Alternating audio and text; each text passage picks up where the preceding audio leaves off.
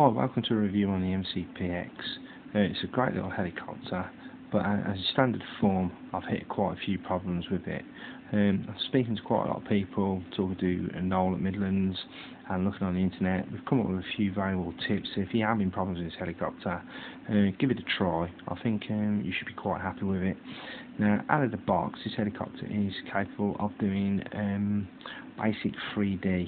I am no 3D pilot, but I'll have a go at it. I've been in the game for 7 years, so I can do a few tricks.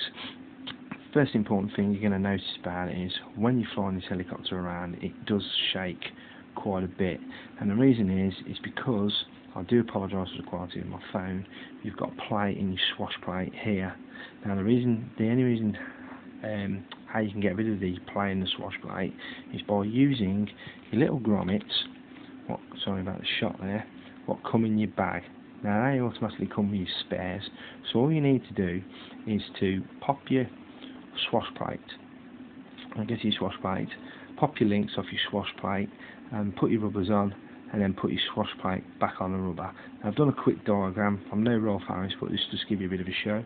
Sorry about the pan around shot. So there you have it. You've got your swash plate, which is there, and you've got your link joining on the swash plate. So all you need to do is get out into diagram 2. There's your swash plate. Pop your link off, and then if we go down to diagram number 3, get your rubber grommets, push them onto your swash plate arm, and then push your link back on. It's quite a tight fit. Some people actually do chop these rubbers in half. I haven't bothered. I've just put them on. You can use the MSR ones as well, but I've used the mcpx ones because they're in the bag, and I've put them on, and what that does, it gets rid of all the plate in the swash plate. Now, what I mean by playing the swash plate, for those who are not quite sure, is when you're flying this helicopter around at speed, you're going to get a little bit of shake like that. Unless you actually do this modification, I can't really see any other way, but once I've done it, I was sceptical about it. I've had no problems. This helicopter flies dead solid. Now, that was tip number 1. Now, tip number 2 is probably the most important tip.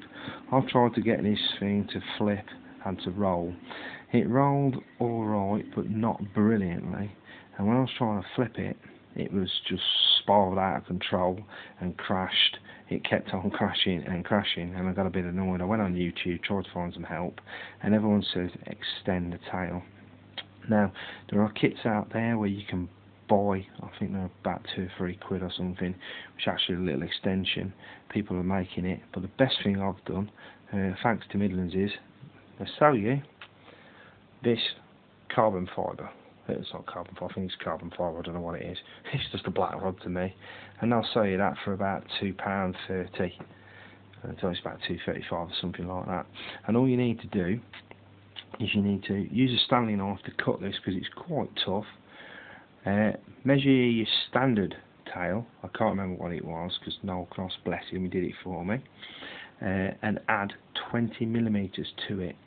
Then what you need to do is you need to cut the rod and put a slight nick one end and a slight nick the other end. If you look at your standard rod, it will show you just where they're just putting the nicks, and all you do is, it's a little bit difficult, especially on my phone here, if you can just about make that out. This bit here, you need to very slice that with a Stanley knife very carefully to cut this white seal, and pull your linkage out, pull your wire out. And then what you need to do is to pull your tail out, take your plastic fin off, and pull this tail out. It all comes apart, and they've got a DVD show you how to do it. If you're not sure, you can always give Mids a ring. It's Midlands Helicopters or Fast Lads, and someone will tell you how to do it, or look on YouTube. And then once you've done that, you put your longer tail in, which is roughly about 20mm longer than your standard tail. You can have it a little bit longer, but as you can see, you've got a wire which runs, you just about see that, that's your tail wire, which controls your little motor at the end.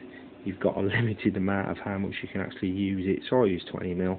Noel said do that, and it's worked perfectly. Also, your tail fin, you need to cut it down. If you have a look at that, that's really what you need. The reason is with the big tail fin, it's giving it a little bit more kick out. Now, once I've done that modification, with more limited ability, I can flip this helicopter. It loves going nose down tumbles. That's not a problem. It loves that, and it loves rolling over. It absolutely loves that. But you will find, even with these modifications, when you do a tumble like that, it's still going to blow out slightly. Sorry about the video there. And so you're just going to have to correct it. So the best modification I can do at the moment with what I've done is when it does a nose down tumble, it's perfectly straight and it will go over like an arrow. I've had no problems. When it rolls, I'm not very good at rolls, but it will roll over pretty straight. I'm quite happy with that. But when you do a tumble upwards like that, it does kick out about that much, and that's because the tail blows out. Because bless it, it's only a motor. It's not. It ain't got a gyro on it or anything. You got a GP 750 on it, so you just gotta accept it. It's a pretty good helicopter like. So I just hope that them tips will help you out as they have done with me. Because there's a lot of tips on YouTube, but I think they're two solid tips. So good luck with your flying. See ya.